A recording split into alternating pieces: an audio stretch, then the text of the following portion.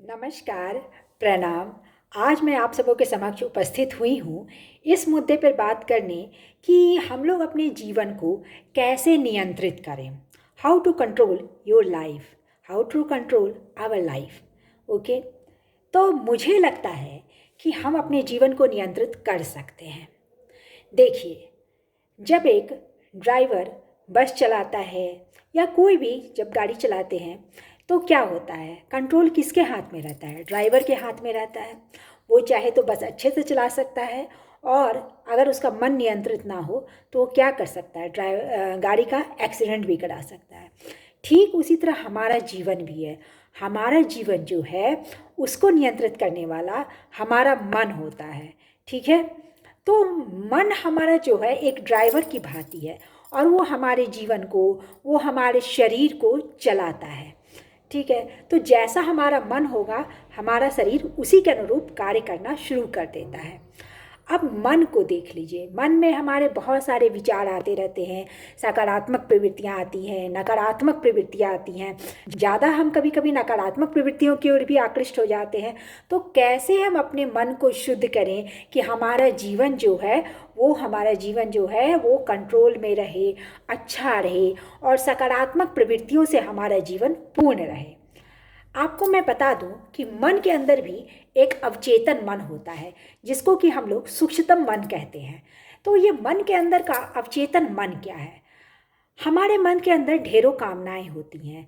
कुछ सही होती हैं, कुछ गलत होती हैं। मनुष्य के अंदर, मनुष्य की प्रवृत्ति ही ऐसी है कि वो जब तक जीवित रहेगा उसके अंदर कामनाएं, इच्छाएं, वासनाएं जन्म लेती ही रहेगी। लेकिन हम सभी चीज़ों को पूरा नहीं कर सकते हैं। कुछ चीज़ें हम जरूर जीवन में पूरा कर लेते हैं, लेकिन सबकी पूर्ति संभव नहीं है। तो जिन चीज़ों को हम पूरा नहीं कर पाते हैं या नहीं, किसी कारणवश वो हो नहीं सकता है, तो क्या करते हैं, हम अपने मन के अंदर दमन करने की कोशिश करते हैं, उस चीज़ को मारने की कोशिश करते हैं कि चलो अब ये चीज़ पूरा नहीं हो सकता, तो हम इनको अंदर ही अंदर उसका दमन करते हैं।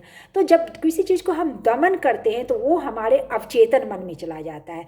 जैसे आप समझिए, आप घर है, घर में क्या करते हैं हम, जो भी कूड़ा करकट होता है उसको डस्टबिन में डाल देते हैं। ठीक उसी तरह हमारा मन भी है।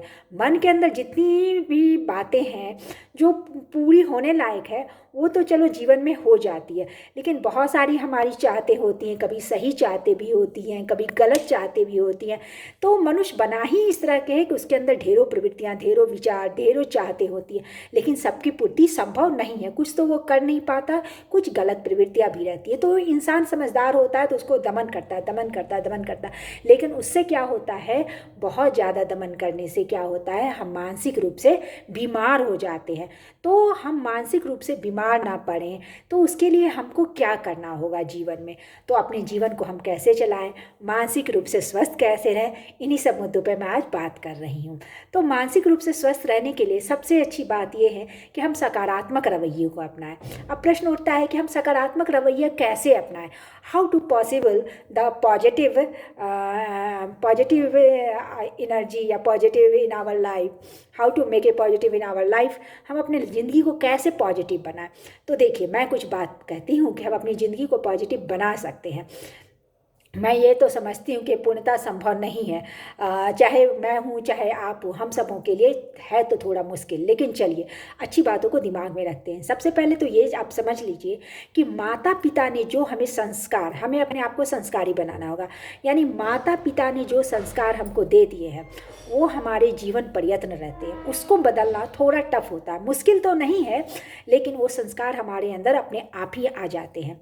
दूसरी बात ये है कि हम प्रकृति से लगाव रखें, अटैचमेंट रखें नेचर में, थोड़ा नेचर में घूमें फिरें, पेड़ पौधों से बातें करें, मतलब प्रेम करें, तो आपका मन जो है थोड़ा सा शुद्ध होता है। तीसरी बात कि हम आर्ट से प्रेम करें, कला से प्रेम करें, म्यूजिक सुने आप, डांसिंग करें आप इन सब चीज़ों की ओर प्रवृत्त हों तो आपका मन भी अच्छा रहेगा। साहित्य पढ़ें, नाट्य शास्त्र को देखें, ठीक है। अगर आप ज़रूरत पड़े तो आप अच्छी मूवी भी देख सकते हैं, वो भी एक अच्छा प्रेरणादायक के रूप में काम करती है। अब है कि आप मूवी देखने के बाद उसको लेते कैसे हैं। अगर आप उससे कुछ प्रेरणा ले लेते हैं तो निश्चित रूप से आप जीवन में आगे बढ़ जाते हैं। और अगर आप अश्लील मूवी देखते हैं, गंदी मूवी देखते हैं या कुछ ऐसा एक्शन भरा मूवी देखते हैं जिसको आप जीवन में प्रयोग करना चाहते हैं तो आपके लिए नुकसानदायक भी हो सकता है। तो आप अच्छे अच्छे साहित्य पढ़ सकते हैं, नाट्य शास्त्र को देखिए, अच्छी मूवी को देखिए और गीतों को सुनिए। जैसा आपकी प्रवृत्ति है, जैसा आपका स्वभाव है, जो आपको अच्छा लगता है उस तरह की आप म्यूजिक को सुने। थोड़ा डांस वांस भी कर सकते हैं, ये हमें फ्रेश करता है और हमें हमारे जीवन को हमेशा ऑलवेज ऑलवेज तरोताज़ा बनाए रखता है। तो ये सब आप कर सकते हैं जो आपको जीवन में बहुत बहुत आगे की ओर ले जाता है।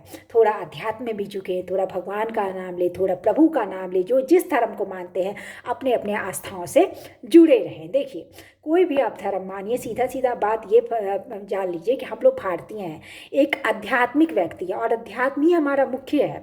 हम वो भारतीय हैं जो सृष्टि के कण कण में मानते हैं कि ईश्वर निवास करता। हम पत्थरों को भी उतना ही महत्व देते हैं, पेड़ पौधों को भी उतना ही महत्व देते हैं, नदियों को भी उतना ही महत्व देते हैं, गंगा को भी उतना ही महत्व देते हैं जितना महत्व की मनुष्य को देते हैं। आप सीधा सीधा समझ जाइए कि मनुष्य का शरीर जो है एक मंदिर है और उसमें बसने वाली जो आत्मा है वो प्रभु की है। तो हम किसी मंदिर को अपवित्र करेंगे क्या? कभी नहीं अपवित्र करेंगे। अगर हम इस बात को बना लें कि हर मनुष्य का शरीर एक मंदिर है और उसमें बसने वाली आत्मा प्रभु की है तो हम एक दूसरे में ही प्रभुत्व को देख सकते हैं और एक दूसरे का सम्मान करेंगे, एक दूसरे से प्रेम करेंगे। और जीवन में चाहिए ही क्या? सम्मान चाहिए, प्रेम चाहिए जीवन जीने के लिए। और क्या हमको चाहिए? धन तो एक जरिया है हमको जीवन जीने का, आगे बढ़ाने का।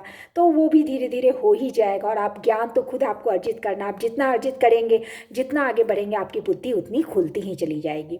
इन सब बातों के बाद मैं कुछ और बातों पे आती हूँ। जैसे कि जैसे हम साहित्यकारों की बात करूं तो साहित्यकारों में सबसे बड़े भरत मुनि का नाम आता है जिन्होंने नाट्य शास्त्र लिखा था। उन्होंने एक बात कही थी साधारणीकरण की।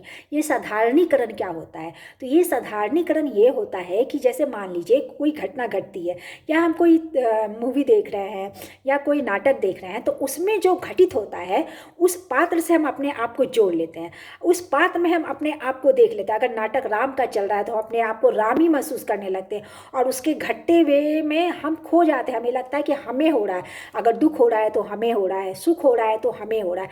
तो इस तरह से जब सबों को महसूस होने लगता है तो वो साधारणीकरण कहलाता है। जैसे आप समझिए कि जैसे मैं एक नाटक का चर्चा कर दूं, जैसे अभिज्ञान शकुंतलम है। तो अभिज्ञान शकुंतलम जो है वो क्या है? वो एक नाट्य शास्त्र है और उसमें अभिज्ञान शकुंतलम में ये दिखाया गया है कि जैसे शकुंतला और दुष्यंत की चर्चा की गई है। तो दोनों प्रेमी प्रेमिका के रूप में रहते हैं। फिर कैसे दुष्यंत जो है शकुंतला को भूल जाते हैं, तो और फिर कैसे दोनों का मिलाप होता है। तो मैं उतनी तो कहानी की चर्चा यहाँ नहीं करूँगी, लेकिन बहुत अच्छी कहानी है। आप लोग चाहे तो अभिज्ञान शकुंतलम को पढ़ सकते हैं, ठीक है। बहुत रोचक है, बहुत प्रेरणादायी है। तो कहने का मतलब ये होता है कि जब हम अभिज्ञान शकुंतलम को नाटक को होते हुए देखते हैं तो दुष्यंत जो राजा रहता है, जो पुरुष वर्ग रहता है, उसको लगता है कि वो दुष्यंत ही हो गया है। तो उसके घट्टे जो वो शकुंतला से प्रेम करता है तो लगेगा कि खुद ही कर रहा है। तो कहीं ना कहीं हर व्यक्ति प्रेम करते हैं और नहीं भी करता है तो काल्पनिक रूप में कहीं ना कहीं प्रेम हर व्यक्ति के हृदय में कहीं ना कहीं वो रहता ही रहता है, ठीक है। तो हम लोग आगे बढ़े। तो जो पुरुष वर्ग रहेगा वो अपने आप को दुष्यंत से जोड़ लेता है, जो स्त्री वर्ग रहती है वो अपने आप को शकुंतला से जोड़ लेती है। तो किस तरह से दोनों में प्रेम होता है और किस तरह से शकुंतला जो है, एक साधु बार बार कहते हैं कि भिक्षा दे दो, भिक्षा दे दो, और शकुंतला सुनती नहीं है। वो इतना ना दुष्यंत के यादों में खोई रहती है कि साधु की आवाज़ ही नहीं सुनती और साधु उसको श्राप दे देते हैं कि तू जिसकी यादों में खोई है तुझे वह एक दिन भूल जाएगा। और दुष्यंत सच में भूल जाते हैं। शकुंतला गर्भवती होती है, पुत्र होता है भरत, और जब जाती है दुष्यंत के पास तो दुष्यंत उनको पहचानने से इनकार कर देते हैं।